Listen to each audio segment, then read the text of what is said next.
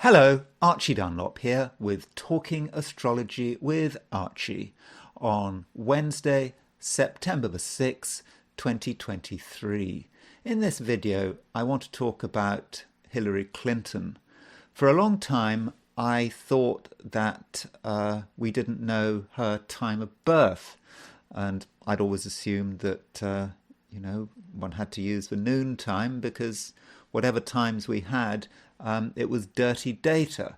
Now, the reason I came to this conclusion was because I was looking at a website, astro.com, and it said that it was dirty data, and it gave, the sources, different sources for her birth time, which seemed to contradict each other.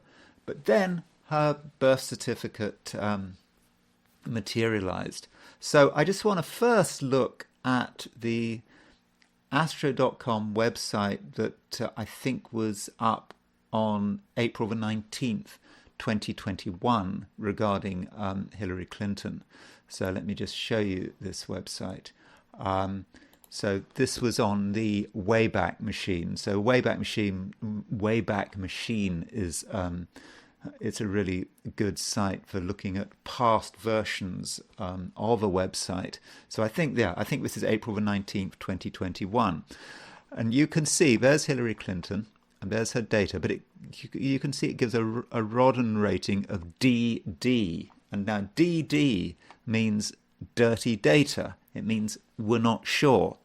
And so we can look at the sources of this supposed dirty data. So if we scroll down to the sources, by the way, astro.com, this is a great resource for finding out times of famous people and celebrities. So you can see the source notes. So Celeste Longacre quotes her for 8 p.m. And then someone said, I can confirm the 8 p.m. data. I have used this data for years, since before Bill became a presidential candidate the first time, and I received it from a very dear friend and good client who knew them well, whose identity I cannot reveal. So 8 p.m. Then we can see a source here. Deceased Swiss astrologer Alexander Marr went for a rectified time of 7:58 p.m. So what Alexander Marr had probably done is he had sort of found a rough time, taken this 8 p.m. time, and looked at events in Hillary's life to slightly change it to 7:58. But then we get something completely different. However, Eileen Applegate quotes an article from the Chicago Sun-Times stating her mother went into Edgewater Hospital after midnight and Hillary was born early on the morning of October the 26th. So you can see the picture. We were getting lots of different times. If we scroll down, then we say sort of Estadella rectified to 8:05:40 Central Standard Time. Starkman rectified to 1:55:40 Central Standard Time, with an ascendant of 10:31 Virgo. So you can see that on the basis of that website, of that web page, there was no way I was going to go for any time, although one might have seen that 8 p.m. There's a lot of people talking about 8 p.m. So maybe 8 p.m. was the right time to go for, as of 2021. But you can see the scope for embarrassment here. I don't want to use a time and get really into this time and make supposedly, I don't say accurate predictions, but delineations about her character based on a time, and then to go and find out that she was born somewhere at a completely different time, because that is just that gives so much potential for embarrassment. And in my opinion, it kind of would help discredit astrology if you're later found to be using completely the wrong time. Then I got the correction. A few days ago, I said in a video that I didn't know her time of birth, that it was dirty data. Then I was corrected. Lisa Michelle wrote a comment saying, no, we do know his time of birth, and sure enough, we do. Something has changed. So, so here we go. There was my what I was looking at 2021. Then I looked at this again, and suddenly the DD had changed into an AA.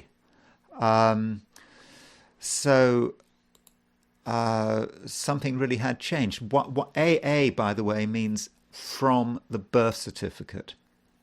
So basically, Hillary Clinton's birth certificate had emerged, and sure enough, she was born on 8 p.m. No, actually, she was born 1845, quarter to seven in the evening. So, you know, that's not good if you'd been using an 8 p.m. time. You know, worse still if you'd been using some sort of a morning time. So I don't want to take the risk of being embarrassed. So if I'm not absolutely sure that you know, that someone is born at a particular time, you know, particularly you know, a celebrity, and I'm not going to use that time. I'm just going to use noon, because as I said, I don't want to embarrass myself. So anyway, here's the time. It's 1845. So this means we can set up Hillary's chart, and we can be fairly confident that we've got it right. I still don't feel entirely confident, you know, because this you know, her birth certificate is handwritten, and you know, there's a bit of a question mark about what the numbers actually mean. Actually, if we go to this site, I can kind of illustrate the problem here.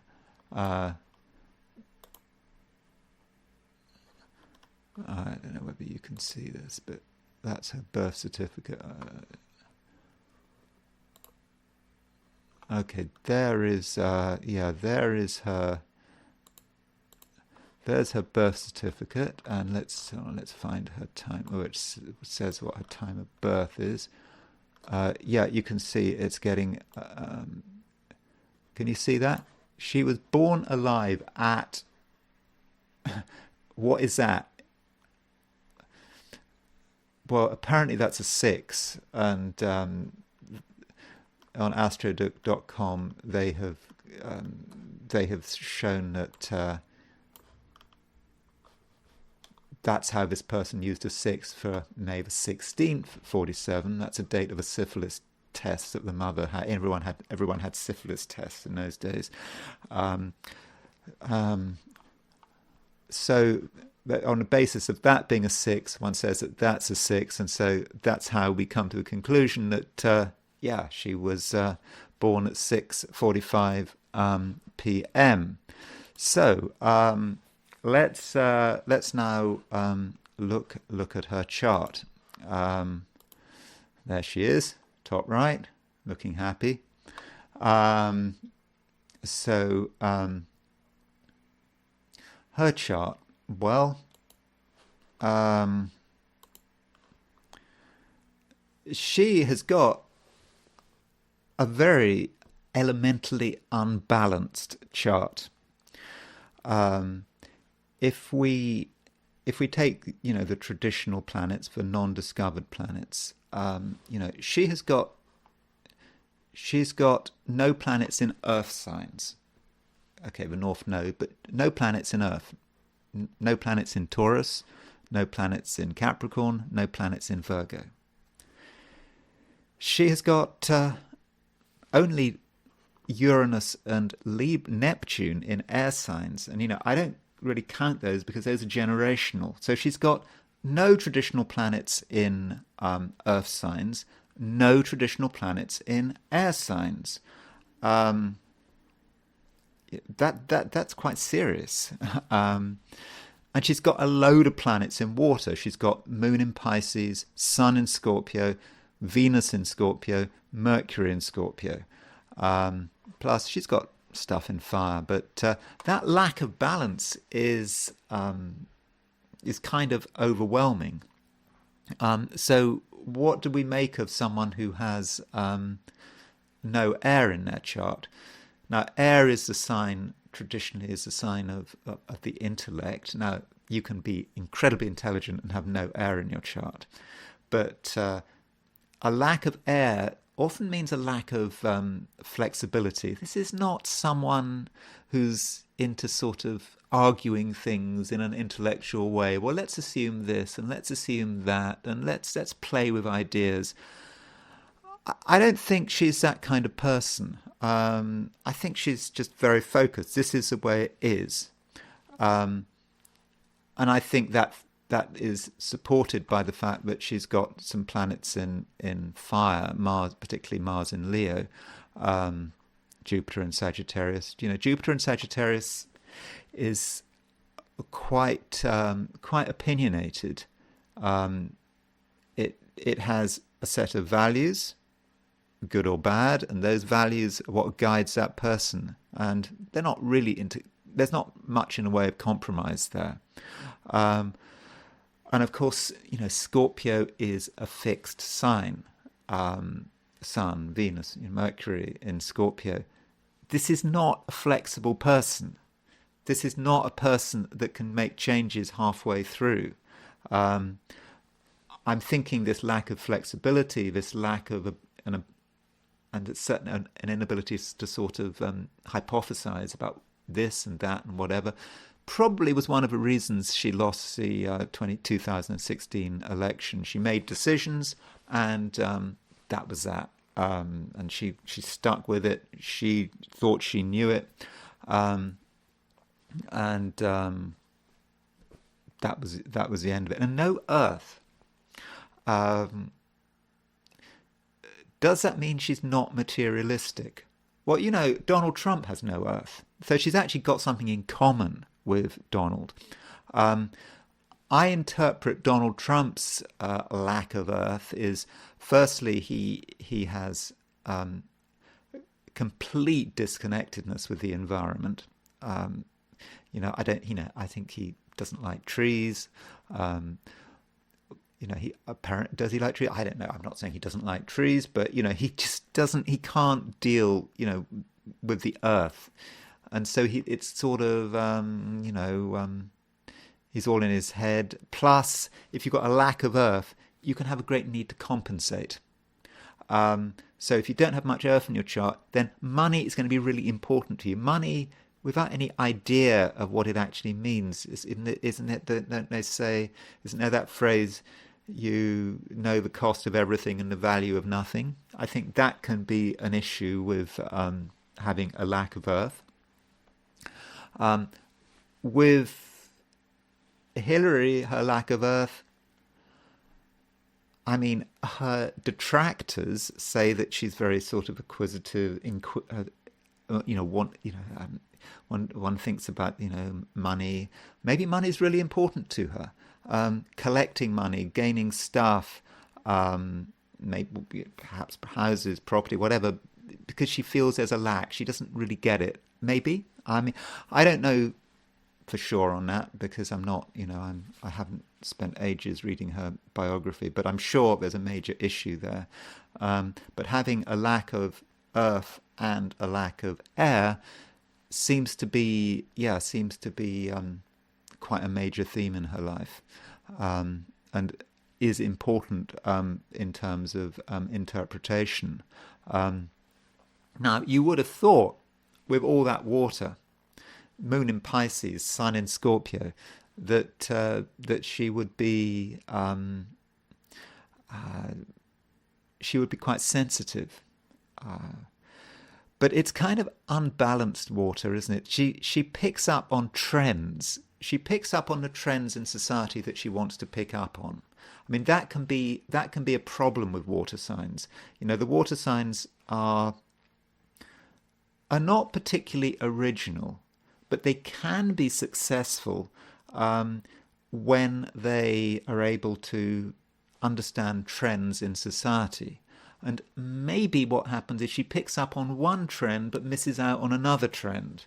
And again, I'm thinking back to her 2016 election campaign. She was really, her Scorpio picked up on all this diversity, rainbow alliances, and all that, and she got into that. But she missed something else, like the white working class in places like Ohio and Pennsylvania and the Lake States, and that's why she lost. Plus, Scorpio is a fixed sign, and it can be very introspective. It just goes into itself and it battens down the hatches. So that's that is an issue there. And she has some very strong aspects. I mean, I should say, by the way, this is, it's a really interesting chart. This is not a boring chart. There's a lot of stuff going on here. She has an exact Mercury Saturn square. She's got her Mercury at 2120 Scorpio. She's got her Saturn at 2120 Leo. Exact. No difference. Now, the negative side of that might be the capacity to get perhaps depressed, get into a real funk, with that, with incredible negativity there. Positive, Saturn square Mercury, hardworking, really focused. Her focus might be too narrow, but very, very focused. And in terms of, from a verbal perspective, that's harsh. Your Mercury is how you communicate. When you only got Saturn square Mercury, she can be probably quite brutal with her language, and I suppose that Saturn square Mercury is how she brings out that frustration. Because I think there's an enormous amount of frustration in this chart because of that Saturn square Mercury. Also, she's got a Saturn Mars conjunction. It's quite a wide conjunction. It's true. But that Saturn and Mars are both fairly close to the IC, and in fact, not fairly close. She's got a Mars-Pluto conjunction on the IC. Mars on the IC can be really difficult, particularly conjunct Pluto. I would have thought that. Her domestic life, perhaps with Bill, was never particularly good. Mars, Pluto, a lot of power struggles, obsessions, and also it's sesquiquadrate the Aries point. So the Aries point is a world at large, and so that is really, really intense, and it reinforces the idea that she's incredibly set in her ways. And I haven't read about her childhood, but that the IC in astrology, this point in Western astrology, is usually relates to the father. So the Mars-Pluto conjunction on her IC is maybe saying something about her relationship to her father, how she got on with him, what kind of person he was, or at least what kind of person she perceived him to be. Now, perhaps the strongest planet in her chart is the moon. Not because the moon is exalted, or because it's not exalted. It hasn't got any dignity there. I don't think. I don't think it's. I don't think it's in its own face, so I think it doesn't have any dignity on the surface. But she was born at night, um, so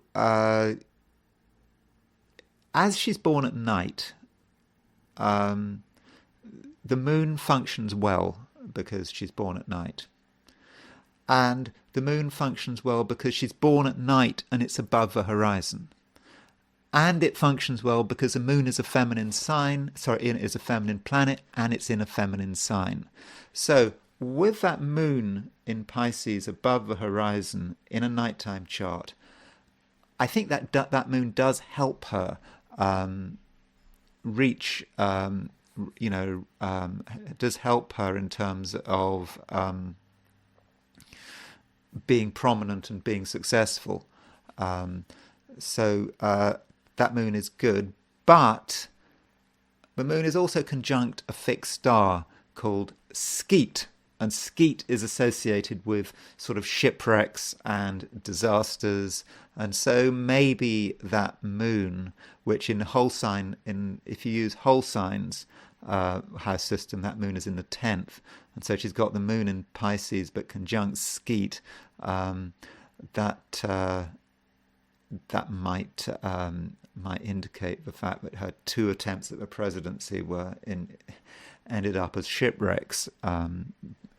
Firstly, in the Democrat primaries when Obama defeated her, and then when she got through to being the Democrat candidate when she was defeated by Trump. So that moon is potentially a bit problematic because of that conjunction by Skeet. At the same time, it's strong by virtue of it being a nighttime chart and it being above the horizon and it being in a feminine sign. So what I wanted to do now is compare her horoscope with that of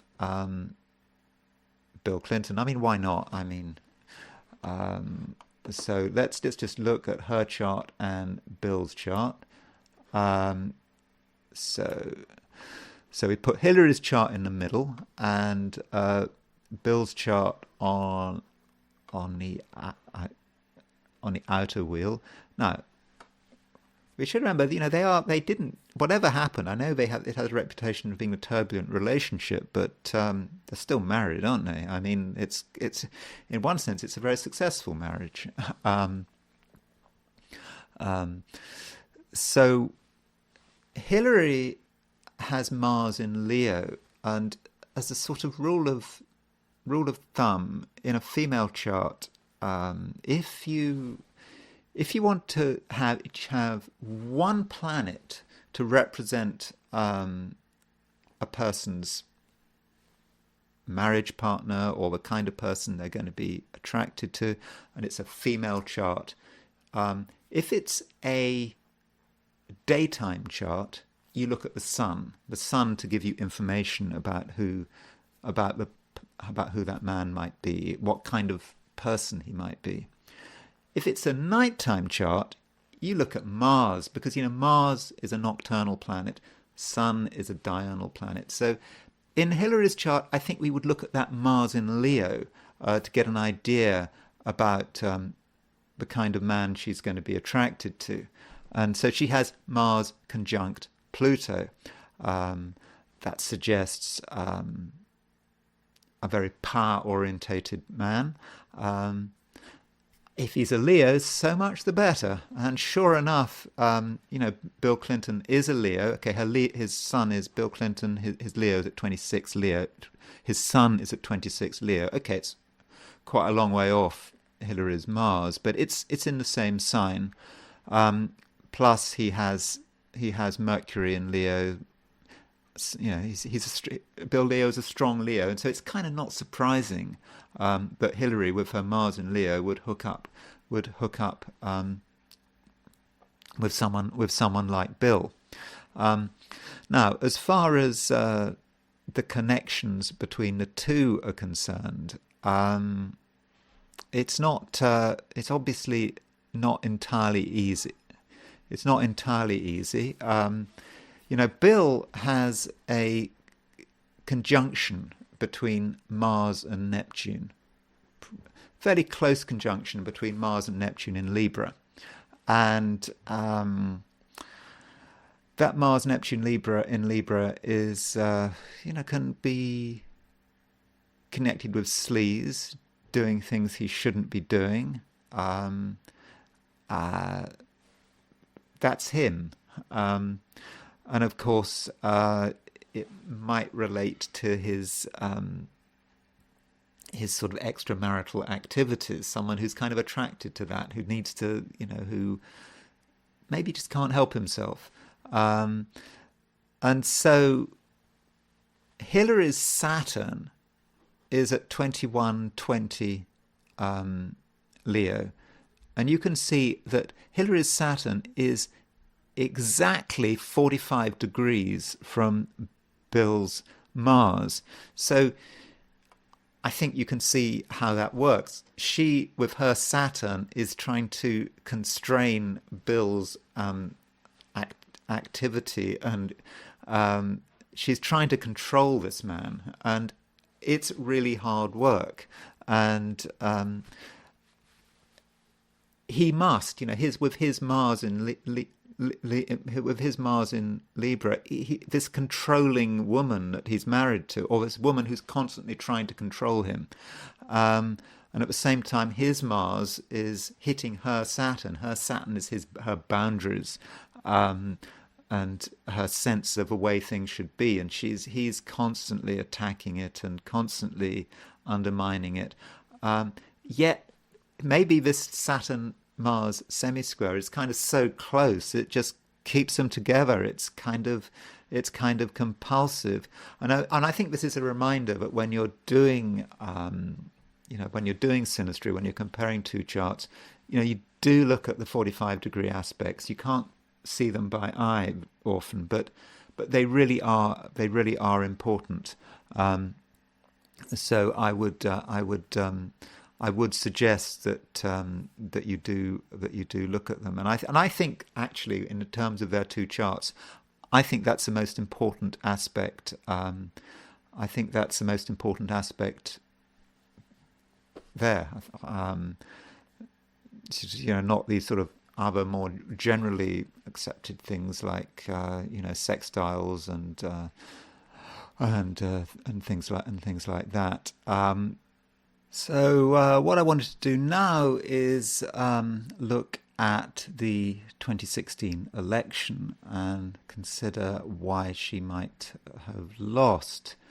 Now, I should say that astrologers often try to predict the results of elections, and the standard way they do it is to look at candidates' horoscopes. And I'm not convinced about that entirely.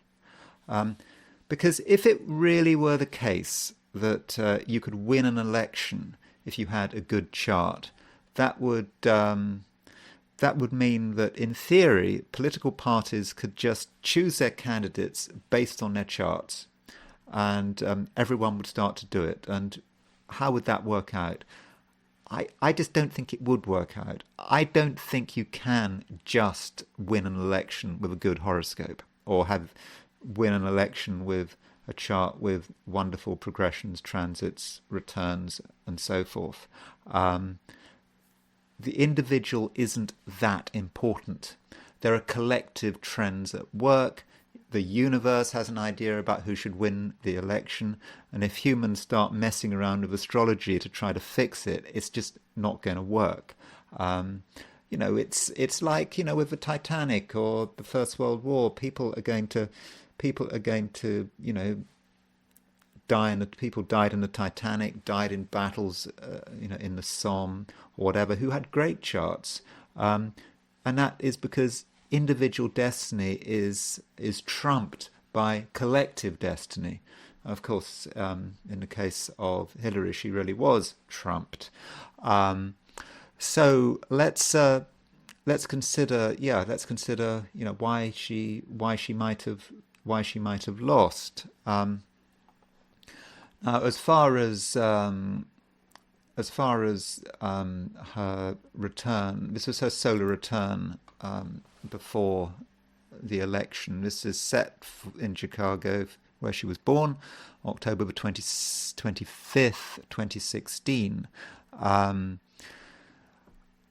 I'm not saying that this return would necessarily have given you the answer. You can see that Mars is in Capricorn. Mars is exalted in Capricorn. On the ascendant, I'd say that's quite good. But I think if you could have highlighted a loss from that chart, it might have been the moon. The sort of in her solar return, moon was in Virgo, going to a square of Venus, then goes to a square of Saturn. So that might have been a hint at what might have gone wrong. And then you've got to consider the transits. So I'm taking the transits. Okay, this is Hillary's chart on the inner wheel. The outer wheel is the time when she rung Trump up to concede. So this is, asking a question, what was happening. And I got a time of 2:35 a.m. So but if that was the case, and I'm assuming it's in Washington, Washington D.C., where the phone call was made. If that was the case, the midheaven when she made that call would have been at around 25:59 Gemini, which would have been conjunct her Uranus. So that would have been the event, sort of the surprise, disturbing event. And the midheaven brings it out into the open, and that's what she has to do.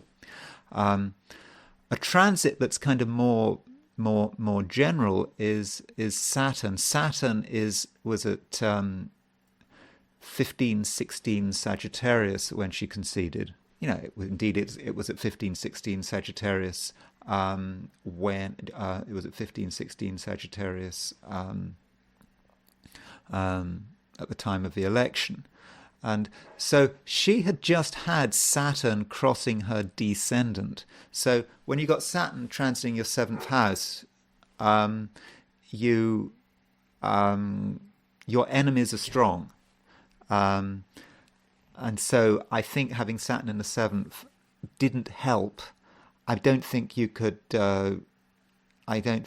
say for sure that having Saturn in the seventh would lose you the election.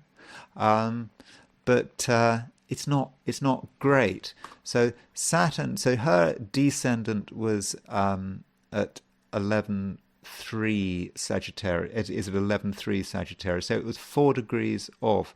Now, if you look at her secondary progressions set for the election, her secondary, you can see that her progressed Jupiter was at 1548 Sagittarius. So Saturn had crossed her had just crossed her progressed Jupiter, and so that might have helped helped us understand why she lost the election. But I do think that it was a collective thing, and you also have to ask from the point of view of a natal chart. Is this a chart of someone who is destined to be president of the United States? And I look at that chart, and my gut feeling is kind of no.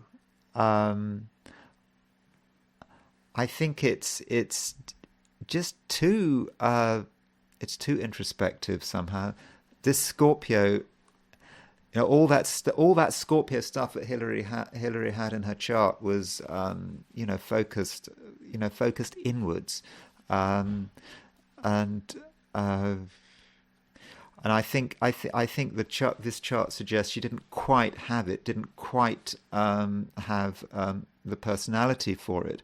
The only thing is that moon in Pisces, that moon in Pisces in her whole sign 10th house, well placed because it, nighttime chart, moon above the horizon, in a feminine sign. That moon was good, and maybe if moon had not have been on Skeet, it would have been okay. But the moon on Skeet, Skeet is a shipwreck, and you kind of feel that a shipwreck for her two campaigns against Obama and against Trump. That kind of feels appropriate. That word, shipwreck. Now, finally, I just want to have a very quick look at her Vedic chart. So let's have a look. Okay, so here's her Vedic chart, and I'm not going to spend long on it. One point, in terms of her campaign against Obama, in November 2007, she entered a period lasting 6 years that was ruled by the sun. And in her Vedic chart, her sun is not well placed. We've just talked about Hillary the Scorpio, but in Vedic astrology, her sun goes back to Libra, and the sun is fallen in Leo. Sorry, the sun is fallen in Libra, but the sun doesn't really work very well, and it's in the sixth house. The sixth house in Vedic astrology can represent one's enemies. So sun in the sixth, in fallen in Libra, is not good. And so in her sun period starting in 2007, I think you can see why she lost against Obama. Also, using the Indian astrology's strength system, this Shad Bala, these 6 forms of strength, suggests her sun has a very low score of 0.86, which is okay. Saturn has a slightly lower score, but this is a very weak sun by the Shad Bala system. Now, as far as why she lost the election against Trump, that election, she was in a moon period. So there is her moon, still in Pisces, but she was in her moon major period and her Jupiter sub period. And I think one has to consider what the problem might have been with what the problem might have been with Jupiter. Her Jupiter sub period started in October 2016, just before she lost, and so her Jupiter, firstly, may be a problem because in her Indian chart it's in her 7th house. So Jupiter represents potentially her enemies. The 6th and the 7th houses in Indian astrology can both in different ways represent enemies.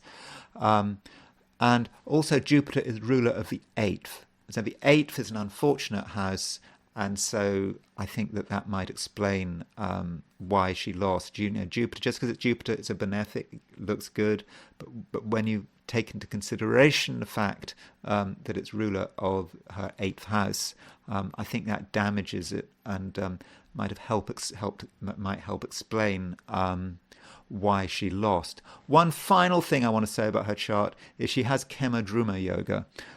You can see the moon is separate from the rest of the chart. There's no planet in the house next to it in the same house. So it's separate. And when someone has Kemadruma yoga, it means they can be very alone. They can be disconnected with other people. And I think there's a certain loneliness and a sort of sadness about Hillary, which I think is perhaps indicated by her moon in Kemadruma yoga, and I suppose the sort of the big tragedy might be that well, with the 2016 life, if she and Bill had, of course, got on a bit better, of course, she would have got Bill, she would have listened to Bill a bit more in the run up to the 2016 election, and maybe then she would have won, because I'm sure if Bill had been running her campaign, I'm sure she would have beaten Trump. Anyway, those are a few thoughts on Hillary's chart. I felt I had to say something now that we knew her. Now we have her her time of birth. Anyway, thank you for listening, and I will talk to you again very soon.